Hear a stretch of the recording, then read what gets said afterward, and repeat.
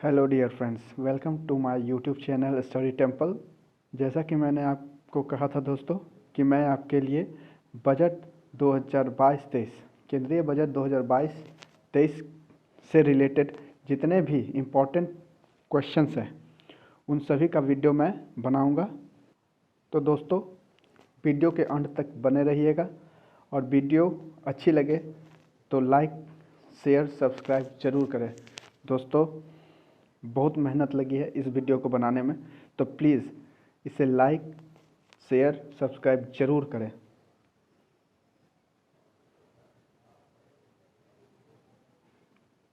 आपके like subscribe ही हमें motivate करेगी ताकि मैं आपके लिए और भी ज़्यादा वीडियो बनाऊं और भी ज़्यादा नॉलेज से रिलेटेड जीके करेंट अफेयर के वीडियो बना सकूं।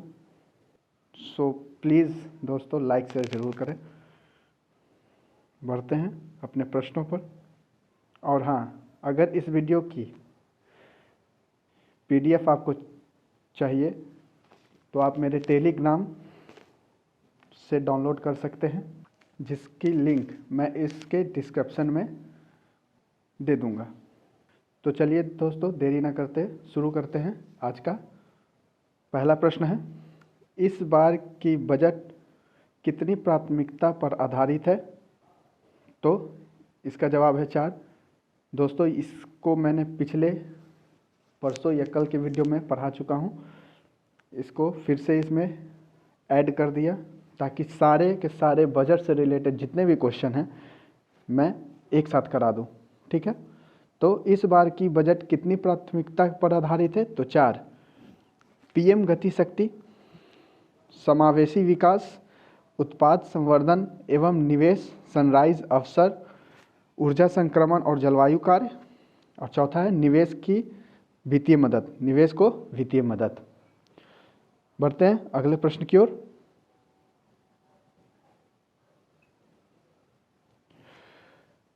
दूसरा है, केंद्रीय बजट 2022-23 को किस वर्ष के रूप में घोषित किया गया है?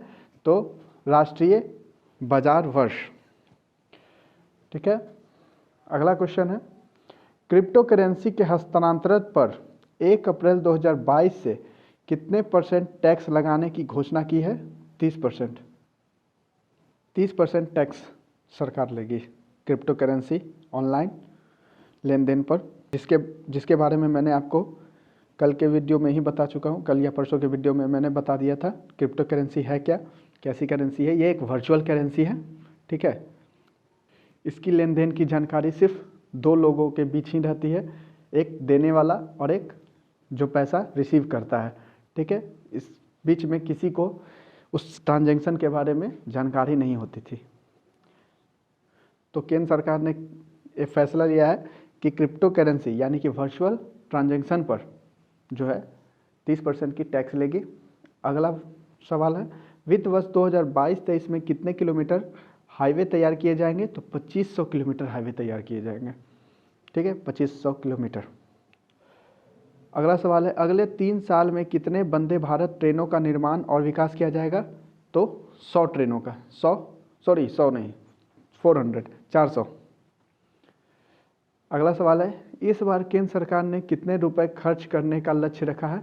तो 39.44 लाख करोड़ रुपए खर्च करने का अनुमान रखा है। ठीक है दोस्तों, मैं एक बार फिर कर रहा हूँ, वीडियो बनाने में बहुत मेहनत लगी है, इसलिए इसे लाइक और शेयर तो ज़रूर करिए। ठीक है, अपने दोस्तों को दें ताकि उन्हें भी आने वाले एग्ज़ाम्स की तैयारी वो भी सब तैयारी कर सकते हो। ठीक है, बढ़ते हैं अगले क्वेश्चन की ओर। इस बार कितने स्थानों पर लॉजिस्टिक पार्क का निर्माण किया जाएगा? तो 4। हाल ही में जबलपुर, मध्य प्रदेश के जबलपुर में भी एक लॉजिस्टिक पार्क का नींव रखा गया है या उद्घाटन किया गया है। ठीक है, अगला प्रश्न है, कितने डिजिटल विश्वविद्यालय शुरू किए जाएंगे? तो एक विश्वविद्यालय डिजिटल है। इसमें आपको पढ़ाई भी ऑनलाइन होगी और आपको डिग्री भी ऑनलाइन ही दिए जाएंगे। ठीक है, यही है डिजिटल विश्वविद्यालय। ठीक है, अगला प्रश्न है, कितने रोपवे परियोजना को लागू किया जाएगा? तो 8। 8 रुपये पर योजना को लागू किया जाएगा। बढ़ते अगले प्रश्न की ओर। 10वां प्रश्न है, वित्त वर्ष 2022-23 में राजकोषीय घाटा कितने % रहने का अनुमान लगाया गया है? तो 6.4%। दोस्तों मैं फिर कर रहा हूँ, ये जितने भी क्या बोलते हैं क्वेश्चंस है, ये सभी इंपॉर्टेंट हैं, इन सभी को नोट कर लीजिएगा। ठीक है, अगर PDF चाहिए तो मेरे टेलीग्राम पर से आप डाउनलोड कर सकते हैं, जिसका लिंक मैं इस वीडियो के डिस्क्रिप्शन में डाल दूंगा। ठीक है, अब देखते हैं राजकोषीय घाटा है क्या। राजकोषीय घाटा क्या है? तो बजट घाटा या तो यहाँ राजकोषीय घाटा लिखा गया है, यहाँ सार्वजनिक घाटा होना चाहिए था। ठीक है, इसको हटा देते हैं। बजट घाटा या तो सार्वजनिक घाटा होता है। ठीक है,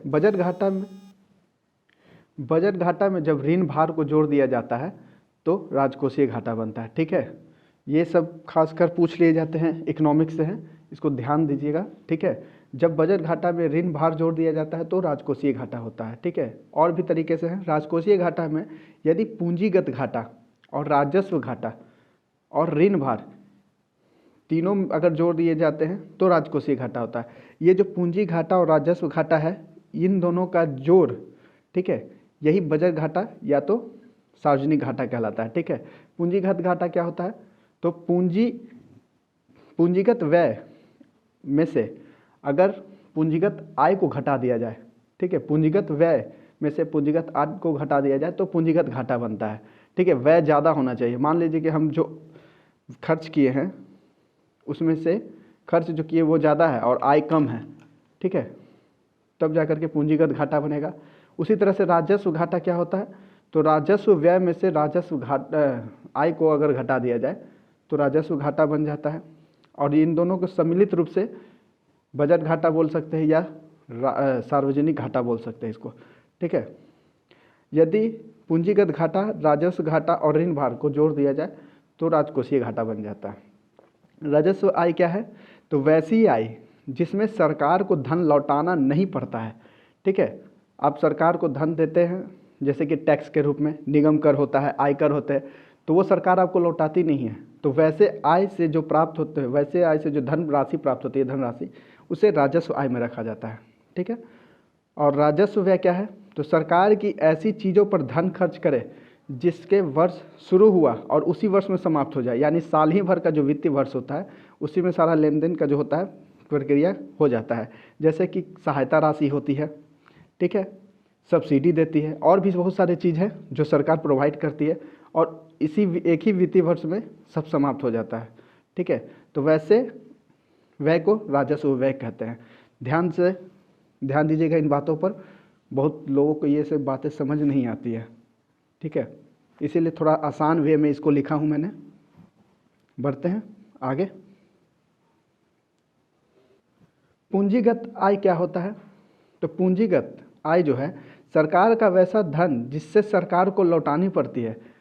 जैसे कि हम सब बैंक में जो पैसे रखते हैं वो सब हम निकाल सकते हैं, तो वो भी एक तरह से सरकार के लिए क्या है? आय का है। बैंक से जितने भी रिलेटेड हैं, या जो बॉन्ड पेपर है सरकार निकालती है या RBI निकालती है, ठीक है, जनता के लिए, वो भी है। उसको भी जब क्या बोलता है, उसको भी सरकार को लौटानी पड़ती है। ठीक है, आप इसमें FD भी शायद रख सकते हैं, FD भी रख सकते हैं। ठीक है, बढ़ते हैं अगले पर। पूंजीगत व्यय क्या है? तो पूंजीगत व्यय जो है यह एक वर्ष में प्रारंभ होकर कई वर्षों तक चलती है। ठीक है, वैसे चीज़ में पूंजीगत व्यय कहते हैं जिसमें एक वर्ष से, मान लीजिए इस वर्ष स्टार्ट किए कोई योजना लाएं और वो अगले वर्ष, 2 वर्ष, 3 वर्ष बाद भी चलते रहे, जैसे पुल निर्माण में, सड़क निर्माण में। ठीक है, इस सब में जो की गई खर्च होती है सरकार द्वारा, वो सब पूंजीगत व्यय में होती है। ठीक है, आई होप आप लोग समझ रहे होंगे। पूंजीगत घाटा आपको बताए थे, पूंजीगत व्यय में से पूंजीगत आय को घटा दीजिए तो पूंजीगत घाटा होता है। राजस्व घाटा, राजस्व व्यय में से राजस्व आय को घटा दीजिए, राजस्व घाटा। सार्वजनिक घाटा क्या है? पूंजीगत घाटा और राजस्व घाटा, ये कुछ देर पहले मैंने बताई है। पूंजीगत घाटा और राजस्व घाटा, इन दोनों को जोड़ दीजिए जो भी है, तो वो सार्वजनिक घाटा हो गया। सार्वजनिक घाटा एक और तरीके से है, तो सार्वजनिक व्यय में से सार्वजनिक आय को घटा दीजिए तो सार्वजनिक घाटा होता है। ठीक है, आप इसको दूसरे तरह से भी समझ सकते हैं, जैसे कि हम किसी वस्तु को खरीदने के लिए, ठीक है, मान लीजिए 70 रुपये में हम खरीदें, ठीक है, 70 रुपया लगाए किसी चीज़ में, ठीक है, और उसको बेचने पर मुझे मात्र 20-50 रुपये ही क्या हो, इनकम हो, तो ये क्या हो गया, ये हो गया व्यय। मैंने इतना खर्च किया और ये मेरा आय हुआ, उसको बेचने पर इतना आय हुआ, तो ये कितना का घाटा हो गया, 20 का घाटा। वही है कि व्यय में से आय को अगर घटा दीजिए तो घाटा बन जाता है, ठीक है। आई होप आप समझ गए होंगे। बढ़ते हैं आगे।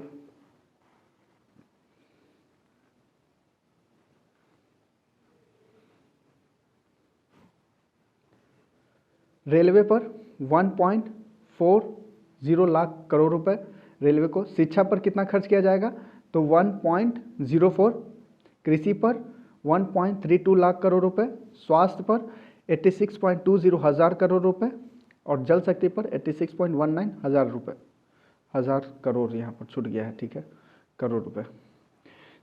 अगला प्रश्न है, वित्त मंत्री निर्मला सीतारमण ने बजट भाषण के दौरान कितने वर्षों के वक्त को अमृत काल बताया है, तो अगले आने वाले 25 वर्ष तक, यानी कि 2047 तक। ये अमृत काल है, इससे आप क्या समझते हैं, अमृत काल जो है, जब हमें आज़ादी मिली 1947 में, ठीक है, वहाँ से लेकर के 100 साल, यानी कि जो है 2047 तक के काल को अमृत काल कहा गया है, बताया गया है, ठीक है। इसकी घोषणा पिछले साल नरेंद्र मोदी ने ही की, बताया था, इस शब्द का अमृत काल के बारे में बताया था, ठीक है। या याद रखिएगा, आज़ादी से लेकर के 100 साल, आज़ादी के बाद 100 साल, यानी कि 2047 तक। आप अभी से भी जोड़ सकते हैं, 2022 में 25 साल जोड़ दीजिए तो आ जाती है आपको 4702, यानी कि 2047 तक, ठीक है। आई होप समझ गए होंगे। बढ़ते हैं अगले प्रश्न की ओर। अगला प्रश्न है, बजट पेश करते समय वित्त मंत्री ने central bank digital currency launch करने की घोषणा की है। यह किस तकनीक पर आधारित होगा, तो ब्लॉकचेन। दोस्तों इसको याद कर लीजिएगा, ब्लॉकचेन, ठीक है। ये भी एक क्रिप्टो करेंसी जो आरबीआई जारी करेगी, ठीक है।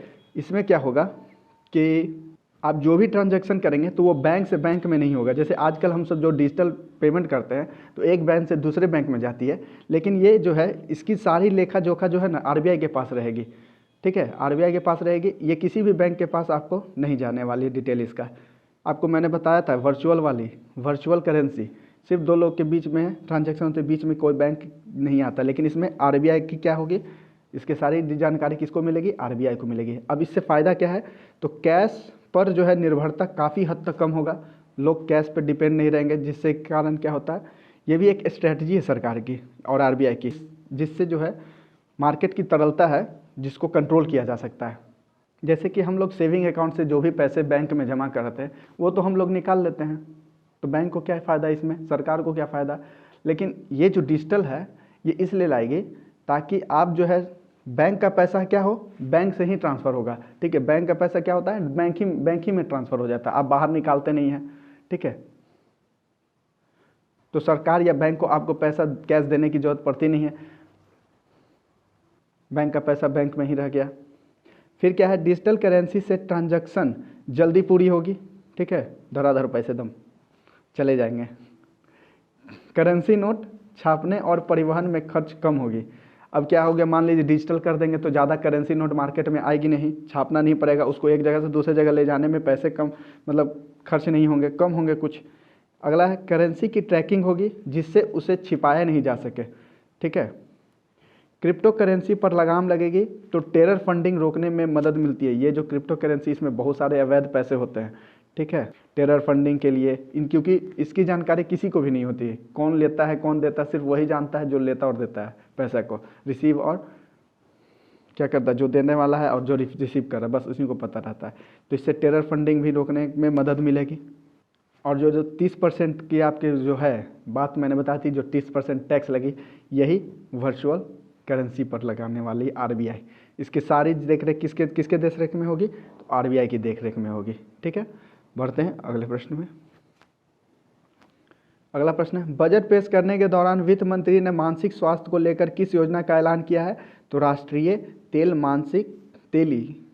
होगा, ये तेली है, टेली, ठीक है, टेली लिखा गया है, टेली मानसिक स्वास्थ्य कार्यक्रम, ठीक है, राष्ट्रीय टेली मानसिक स्वास्थ्य कार्यक्रम।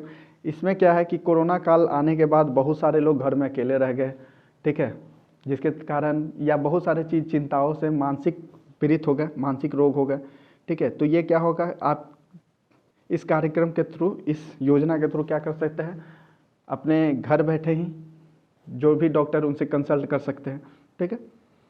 अगला है बजट 2022-23 में शिक्षा के क्षेत्र में नई योजना क्या है, तो 1 क्लास 1 टीवी प्रोग्राम का विस्तार, ठीक है, ई प्रयोगशाला यानी कि सब चीज़ अब ऑनलाइन, प्रयोगशाला भी ऑनलाइन। डिजिटल विश्वविद्यालय, आपको मैंने बताया था डिजिटल विश्वविद्यालय एक खुलने वाली है, एक खोलने की योजना बनाई गई है, जिसमें आपको ऑनलाइन डिग्री, ऑनलाइन पढ़ाई और उसका ऑनलाइन डिग्री भी मिलेगी। ई विषय वस्तु सारे ऑनलाइन ही रहेंगे, कंटेंट जितने भी रहेंगे। अगला है कौशल विकास के अंतर्गत किस नई तकनीक प्रोडक्ट के स्टार्टअप को बढ़ावा दिया जाएगा, तो ड्रोन का, ठीक है। कौशल विकास में इस बार ड्रोन को ज़्यादा प्रोत्साहन के लिए, विकास करने के लिए अति क्या क्या है, प्रोत्साहित करने के लिए ड्रोन का। बढ़ते हैं 18वां प्रश्न, किसानों के लिए योजना किसान drone natural farming London digitalization, यहाँ शायद लेन देन होगी, लंदन नहीं होगी, लेन देन, डिजिटलाइजेशन को प्रमोशन, ठीक है, लेन देन है, यहाँ लंदन लिखा गया, मिसटाइप हो जाती है थोड़ी सी। एमएसपी का 2.37 लाख करोड़ सीधे किसानों के खाता में जाएगा, अब बिचौलिया का कोई काम नहीं है, ठीक है, सीधे अब क्या जाएगी, एमएसपी का जो पैसा है 2.37 लाख सीधे किसानों के खाता में जाएगी, ठीक है, अकाउंट में जाएगी। नाबार्ड के जरिए एग्रीकल्चर स्टार्टअप को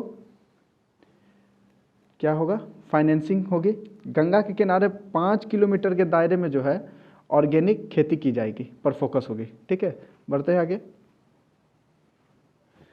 19वां ई पासपोर्ट यानी कि ऑनलाइन पासपोर्ट, 2023 में ई पासपोर्ट जारी होगी, 2022-23 में क्या होगी, ई पासपोर्ट यानी कि ऑनलाइन पासपोर्ट जारी होगी, या RFID यानी कि रेडियो फ्रीक्वेंसी आइडेंटिफिकेशन के तहत और बायोमेट्रिक पर काम करेंगे इसमें, ठीक है, बायोमेट्रिक आपको रहेगी इसके पासपोर्ट में, जो ऑनलाइन होगी उसमें बायोमेट्रिक आपको देना पड़ेगा पहचान के लिए। और इसमें क्या है, इसमें इलेक्ट्रॉनिक माइक्रोचिप लगी रहेगी, जैसे कि आपको ड्राइविंग लाइसेंस में रहती है, ठीक है, उसी तरह से इसमें भी आपको इलेक्ट्रॉनिक माइक्रोचिप लगेगी, जिसमें आपके सारे इन्फॉर्मेशन रहेंगे, ठीक। आज का अगला अन्य योजनाएं क्या क्या हैं, तो 60 लाख नौकरियां पैदा करने का ऐलान है, ठीक है, ये लुभावने बात है, जिनको सुनते सुनते मैं भी तैयारी जब से कर रहा हूँ आज तक ऐसे ही सुन रहा हूँ, 60 लाख इतने इतने नौकरी दी जाएंगे। चलिए, जो भी सरकार की योजना है, 60 लाख नौकरियां पैदा करने की ऐलान है इसमें। सरकार इनके अलावा 30 लाख अन्य नौकरियों के अवसर भी तैयार करेगी, साथ ही स्टार्टअप को प्रमोट करेगी, ठीक है।